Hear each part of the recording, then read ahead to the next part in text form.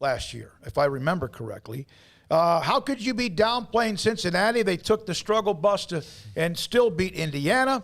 From Gary Lewis, Cincy, Fresno State, or Fresno State, Minnesota would be a great matchup. The national media has been a bit slow to the Big 12, not named Oklahoma and Iowa State this season. I think there's just not anything to really sink your teeth into just yet with the Big 12. There's a lot of question marks, man. Iowa State's looked shaky at times. Texas has obviously looked shaky. Every single team you can look at and point to at least one game where they've looked a little bit shaky.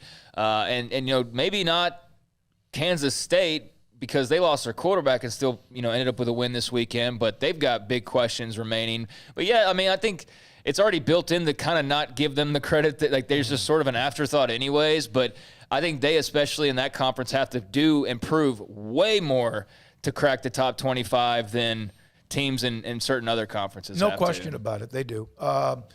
Utah last year was one of the top Pac-12 teams. Of course, Brigham Young's beaten Arizona and Arizona State now, right? And they have Baylor in Waco, and they beat Utah as well. Oklahoma and Ohio State, Dale Butler, are both overrated. Aggies and Arkansas won't be as close as some think. Aggies win 31-17. The O dominant is better. The D dominates. Better quarterback. Our quarterback is better. New guys on the offensive line. I've been impressed with what I've seen from Arkansas, though. They've got Baylor offense. Yeah, is what it is. The Browse offense. They've got something to them now. Again, A&M's got an elite defense, and it was good. Calzada was able to kind of gain a little bit of confidence against New Mexico. I know still he had a chance to enjoy some success, and then they could kind of shut it down. If you ask Jimbo Fisher, they were very average against New Mexico, which I think is a good thing. A&M needs to not drink their Kool-Aid as long as they can. Oh, I think the quarterback situation allows them to not drink any Kool-Aid. Yeah, and that's true. But he knows it, though. He also knows the history of that, university in that place. As soon as there's any optimism, they grind it into powder and snort it off a toilet seat like Vince Neil behind the stage at the Motley Crue concert. Yeah. They need to not do that. They need to let the season play out. And the old 1-0 thing? Yeah. That's what they need to do, 1-0. Good to see DeMoss, the big, highly touted wide receiver, finally, making some plays, had the big, long catch and ended up at exactly 100 yards as a result of that big, long catch. But yeah, they are a little bit shakier than you may have expected with that Haynes King injury. But got the win. That's all you can do, right? And then move on from there. But going back to BYU, it is amazing. Their first 3 wins are all Pac-12 teams: Arizona, Utah, and Arizona State. And both Utah and Arizona State were ranked. Yep. So they got 2 top 25 wins. They're 3-0 against the Pac-12.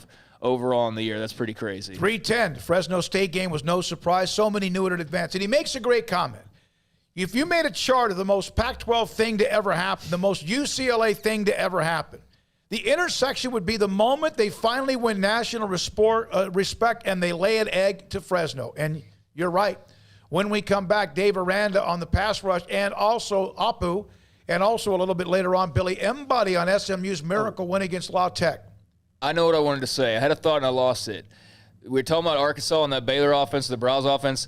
Ole Miss is the one that's got the Browse offense rolling like a mofo right now, and Lane Kiffin's getting all the credit for it. But Jeff Lebby, another former Baylor assistant, they've got that thing rocking, and now the quarterback's the Heisman frontrunner after 3 weeks. So that's another offense that has been on fire as of late. I just didn't want to forget that. Lane Kiffin will continue to take that credit. Oh, yeah, for sure. That's me. No, yeah. When we come back, Paul Catalina, Craig Smoak, David Smoak, Jack McKenzie runs the mothership. We appreciate all of you. And this is Sikkim 365 Radio. Richard Carr, Buick GMC Cadillac.